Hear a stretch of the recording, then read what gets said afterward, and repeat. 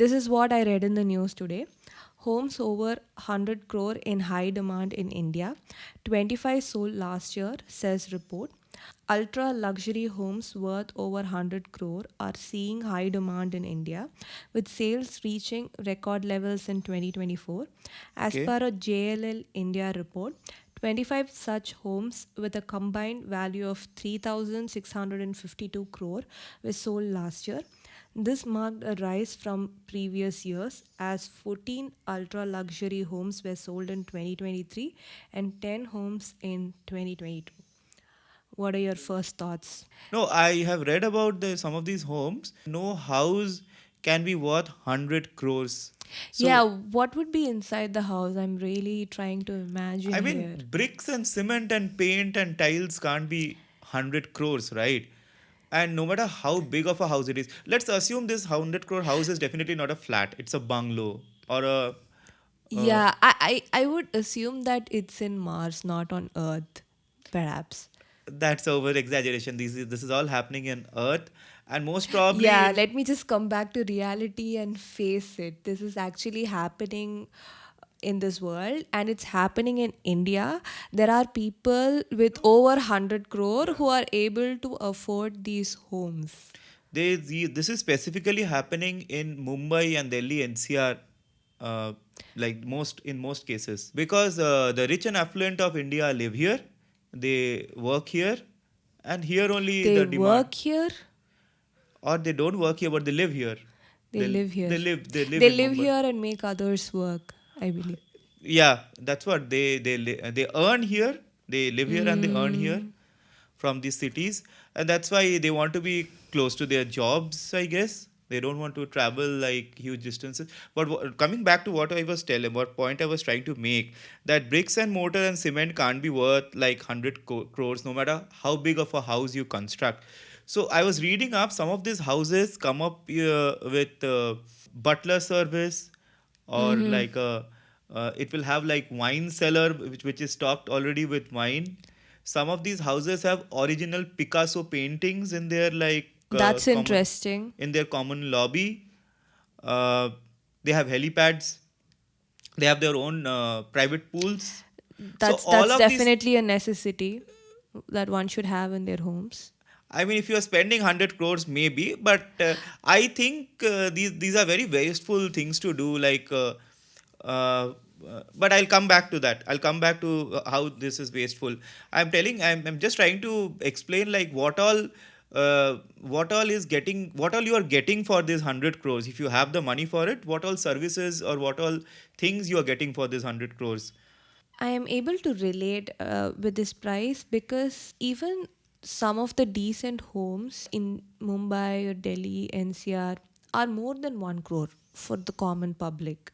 So, if, 1 crore only gets you a 2 BHK, by the way. yeah, If but definitely more than 1 crore. You need to be able to keep aside at least 1 crore if you want to afford a home in India, in which is metro which is cities right now. which is a huge amount of money, if you ask me. So definitely people who are earning more than, or let's say like 100 times more than what I earn, they would go for this kind of a home. But the problem is we need to think about how houses have become so expensive for the common public. We need to uh, try to dig in like why this happened, why this phenomena even Yeah. happened in the first place. And I don't know. Like, I know that more and more people want to be able to afford their own homes, and they're willing to go to any extent for that. And they're even getting into the trap of EMIs and whatnot, all Yeah. because we have this social expectation that, like you need to have a house.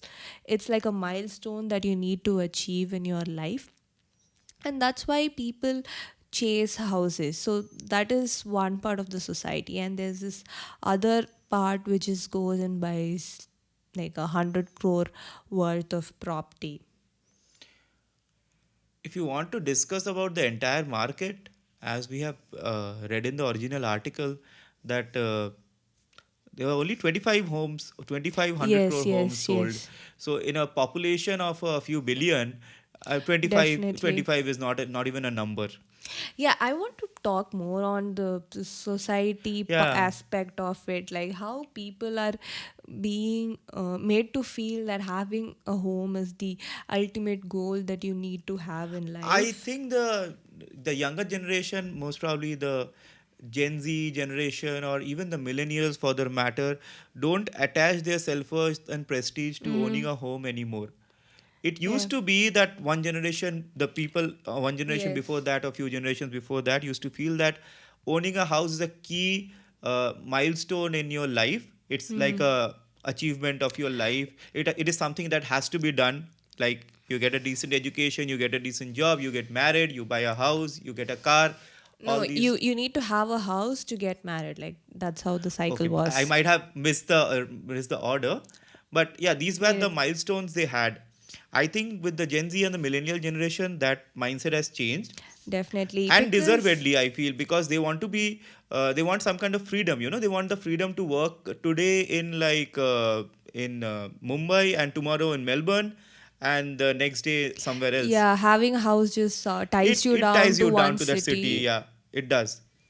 Uh, Another thing would be that jobs in India are concentrated majorly in these urban pockets, in few urban pockets, and as we discussed, there only all the high value houses exist. So it's a supply demand game at the end of the day, that everyone, or there's a huge demand for houses, and there's only so much houses you can build and sell. So that the builders are obviously maximizing on that. They are like, And I feel that many people are not buying a house because they definitely realize the burden that comes with it. And also, to be able to sell a house, you need to be at the right place at the right moment, yes. because finding a seller can be difficult. It's not always easy. And having a house comes with its own unknowns, so you don't know what's going to happen in 10, 15 years, what is the market going to be, and how you'll find a buyer whom you will ultimately sell the house to. And also, let's face it, we are all frustrated with the process of buying and selling of houses. Why the demand side of the demand side of like housing is always high, the demand for Yeah. houses is always high, is because people still perceive it as a safe investment. What you are telling, that people think there's risk attached to it, what will happen in the future. Maybe you are thinking very rationally, and you are very right in saying that, but I feel people are not perceiving it as that. People are perceiving it there, that rather that it is a safer investment.